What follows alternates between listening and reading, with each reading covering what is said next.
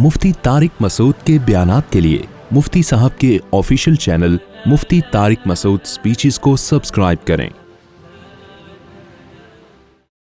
तभी कुरान बार बार हमें हुक्म देता है व अमरुहुम शूरा बैनहुम, अहले ईमान के काम आपस में मशवरे से तय होते हैं।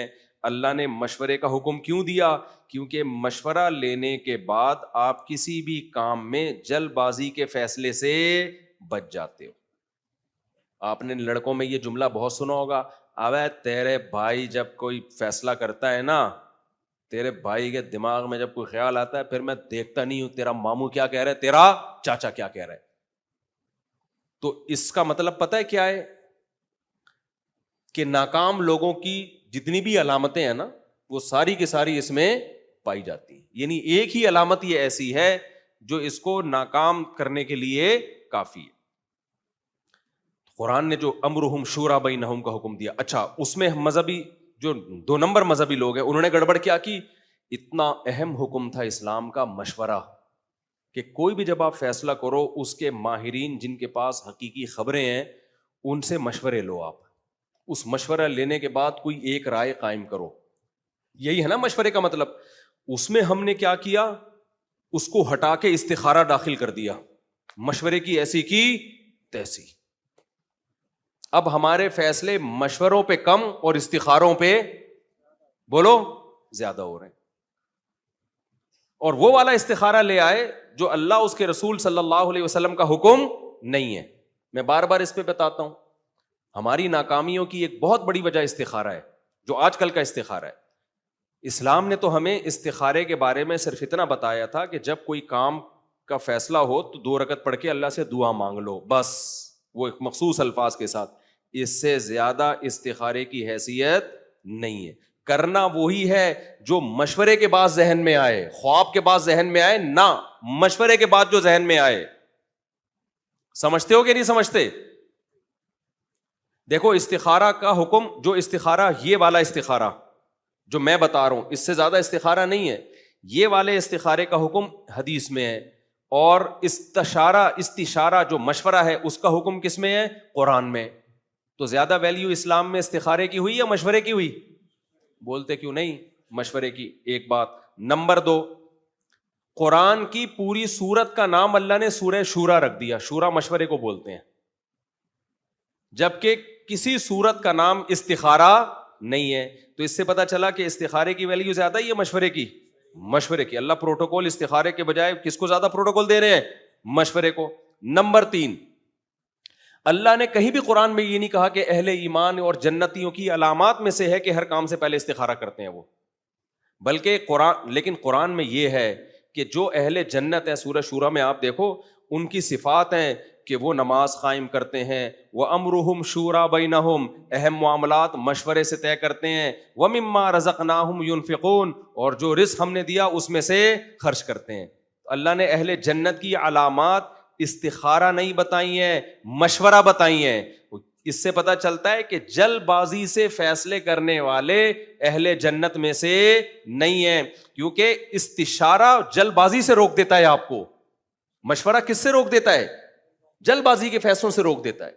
तो अल्लाह को यह सिफत इतनी पसंदीदा है कि अल्लाह ने जन्नतियों की अलामात में से एक अलामत बयान की है कि जन्नती काम से पहले क्या करते हैं? मशवरा करते हैं। कितने नंबर हो गए?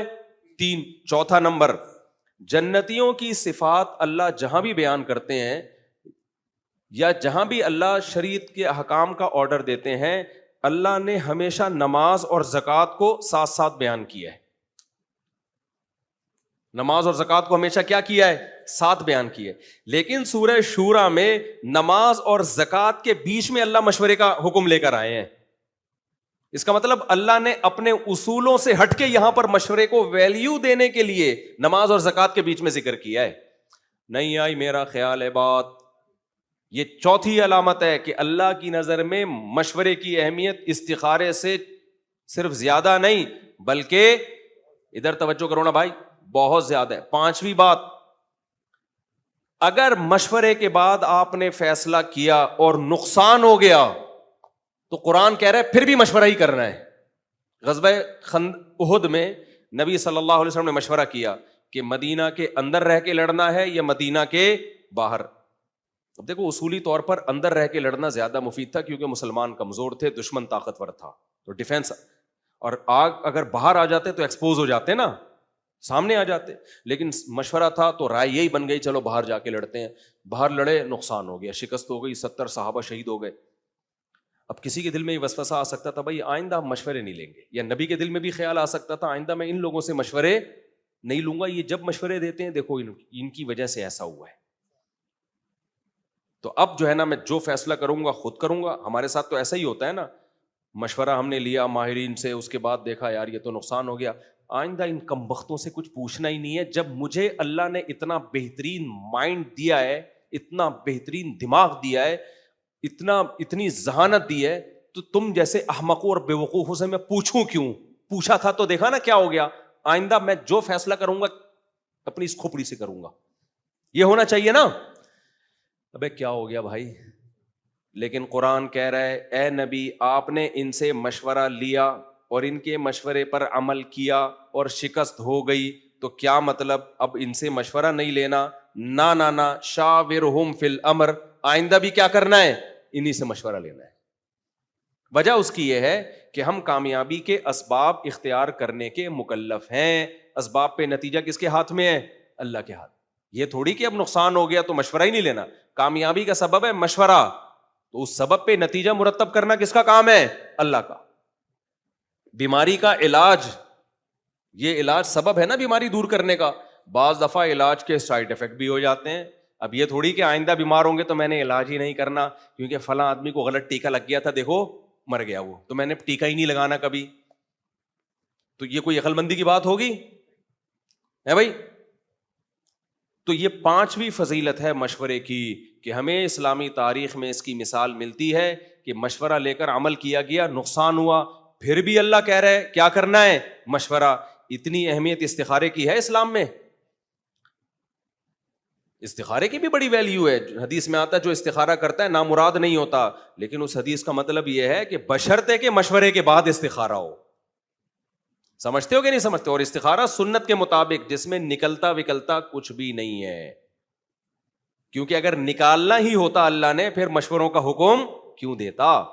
اللہ کہتا ہے خواب میں نیلا پیلا آ جائے گا تو مشورہ لینے کی کیا ضرورت ہے؟ میں تمہیں خواب میں پیلا ہرا آ رہا ہے تو اس کا مطلب پازیٹو, ہری بتی پہ چل لو نا اور لال بتی پہ گاڑی روک لو.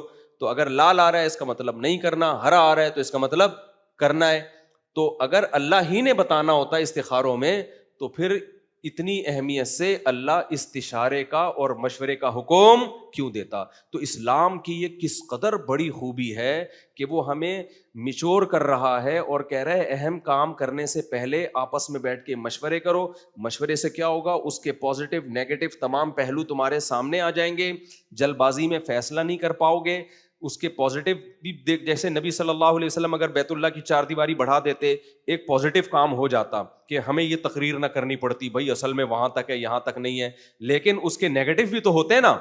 تو آپ صلی اللہ علیہ وسلم نے سوچا بھائی فائدے زیادہ ہیں یا نقصان زیادہ ہے. تو مشورے سے کیا ہوگا؟